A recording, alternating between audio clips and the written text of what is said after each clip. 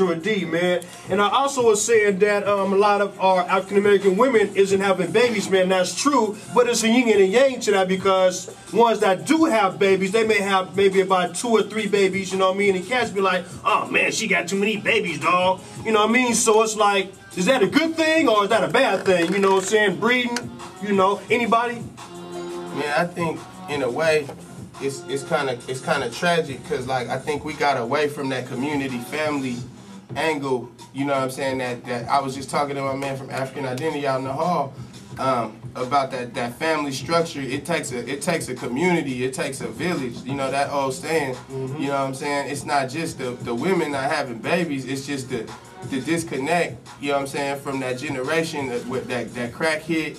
And it's just like, it's like the whole family structure is just kind of twisted. You know what I'm saying? It's like, you know, people not really involved as a whole community with raising the children as much anymore. You know what I'm saying? It's more of a I raise my kids or I don't raise my kids, and it's like it's just the connect ain't there no more. It's not. It's like you got to separate the real from the fake, and a lot of what we taught is either survival mode or it's not reality in terms of the long term. You know what I'm saying? In terms of, like, I tried to think like people say, you know, in the hood, the girls had too many babies and they on welfare, and there's this stereotype.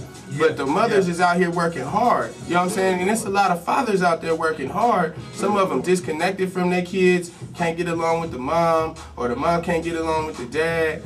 Or, you know what I'm saying, they started too young and just didn't have the lessons before they started. They didn't have the wisdom. You know, even my situation, you know what I'm saying, with my son's mother, like I tried to analyze what went wrong.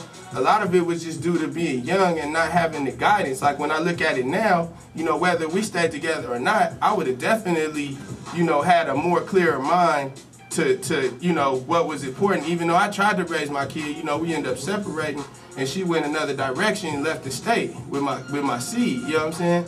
But like I still to this day, I work with kids and felt like I never felt that could happen to me. You know what I'm saying? I never thought. But I guess, you know, somewhere down the line, when I was going through my struggle, I had a disconnect from how to keep this family together, how to maintain it. And I think it's just everybody's caught in this whirlwind.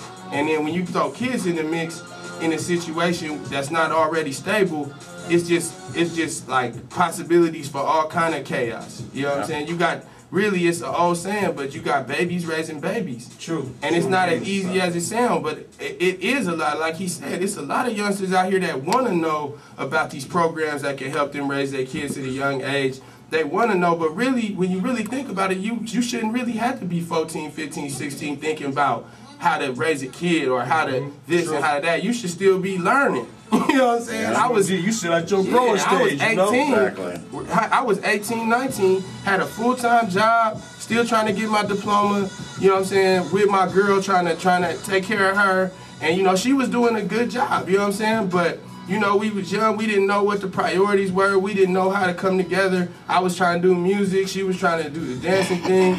We didn't know a lot about college. You know what I'm saying? There was a disconnect from the generation before. They wanted me to go to college, but they didn't necessarily show me how to do it exactly.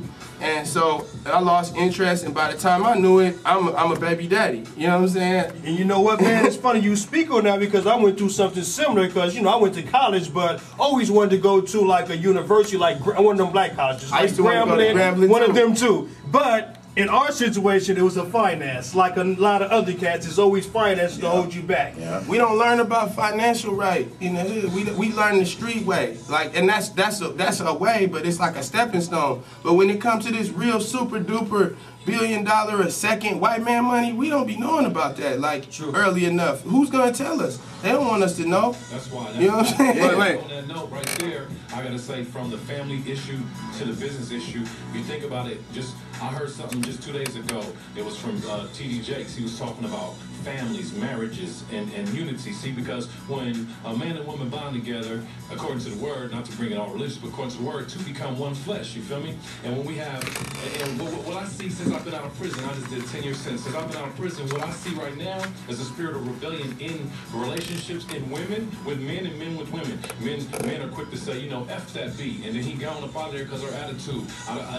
It's not too many women that walk walk in humility with men because according to our American culture, you know, it's I-E-N-D-E-P, you know what I mean? It's supposed to be independent. And it's not supposed to be independent because two become one flesh. That means you're supposed to be living as one family. This is a lie sent out by, you know, commercialism, by mentalities and fashions in the street. I see women turn into females because they claim that the men are all dogs, but in reality, I'm sure some of those women had a man that they just did not want to surrender to. And I'm talking about the one you had that was beating on you, or the one that you had that was not paying the bills. I'm talking about the man who might have made a decision and said, no, let's go this way.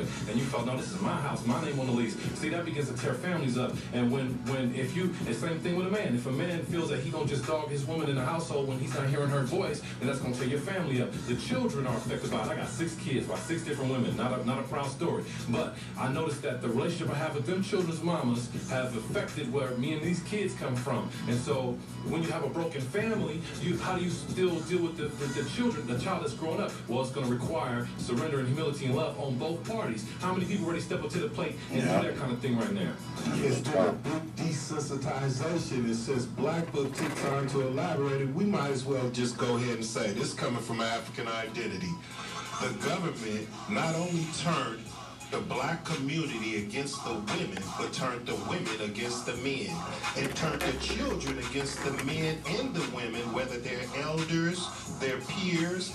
It's been an extraordinary shift in our cultural perspective, and I call it annihilation of culture.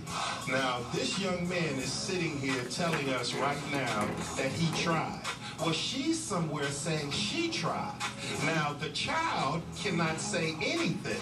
They have to look at what we show them.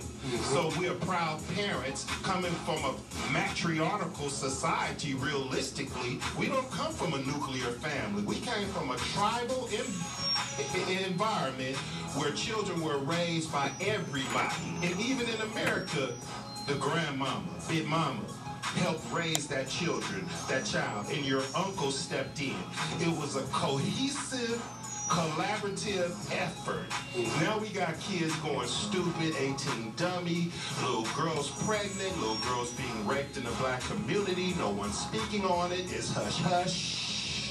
We have all this anger, all of this misunderstanding, and lack of knowledge creates an undisciplined cultural people. And we turned from giants to being small, miniature people in society. True. Here we were the scientists and the people that came up with cosmetology and all these different things. You know about these women and these men that even gave up their millions to help us. Yeah. Should we name some of them? Go get Ivan Van Sertima, Blacks and Scientific Development. Adam C.J. Walker. Let's talk about first millionaire in America, the man who's responsible for the incandescent light that we see. Yeah, see, a lot of brothers, they don't know that African identity. These brothers don't have knowledge of self. You know what I'm saying? These brothers out here that sold their soul for money. Since 1968,